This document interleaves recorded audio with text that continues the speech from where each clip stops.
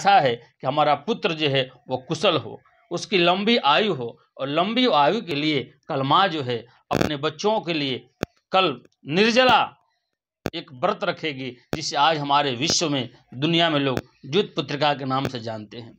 World के और भी किसी देश में शायद जहाँ पर भारत के लोग रहते हैं वहीं पर ऐसा पर्व होता है, नहीं तो और किसी देश में ये जुट पुत्रिका का व्रत नहीं होता।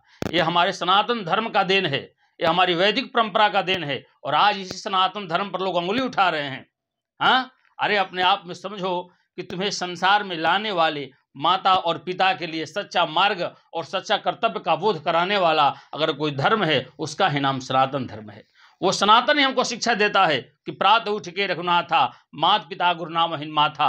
भगवान श्री सुखदेव कहते हैं, अहम कृत्वेनम सर्वदोषायः मातृ शरणान बंदिते सौभाग्यम कृत्रिम पितान वर्णम तक्षणानम मनम बरह।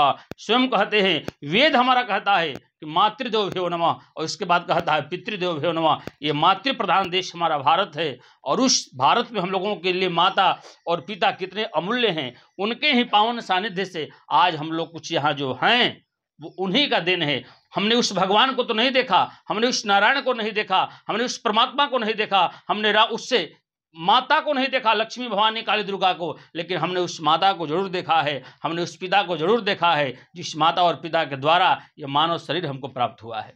हाँ, और वैसे माता पिता के पावन चरणों में कोटिशः निवेदन करके आज अपने आप को हम परम सौभाग्यशाली समझ रहे हैं कि हमारी माँ हमारे साथ बैठी है, और हमारे पिताजी बैठे हुए हैं, और हमारी इस वीडियो को वहीं आगे तक पहुंचा सकते हैं जिसको अपने माँ से प्रेम है, जिसको अपने पिता से प्रेम है। पिता का स्थान स्वर्ग से और आसमान से भी ऊंचा। स्वयं धर्मराज युधिष्ठिर ने कहा है, जब यक्ष ने पूछा कि भाई स्वर्ग आसमान से भी ऊंचा कौन होता है, तो पिता होता है, और शास्त्र कहता है कि पिता धर्म का स्वरूप होता है। तो वैसे परम सौभाग्यशाली वो व्यक्ति होंगे जिन्हें माता और पिता का परम सौभाग्य प्राप्त हुआ होगा।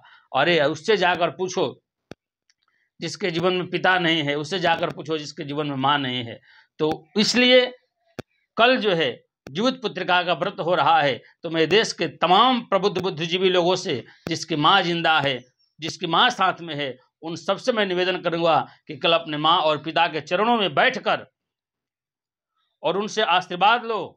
अगर ये इनकी आशीर्वाद मिल जाए तो आपको भगवान का आशीर्वाद लेने की कोई आवश्यकता नहीं है, क्योंकि इन्हीं की आशीर्वाद से परमात्मा भी आपको आशीर्वाद देते हैं।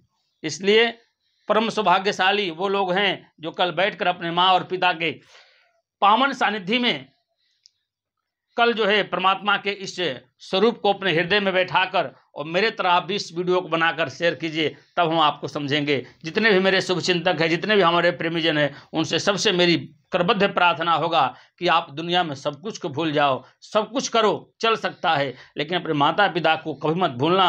उनके चरणों में बैठकर उनको और क्या चाहिए, बस आपका प्रेम चाहिए।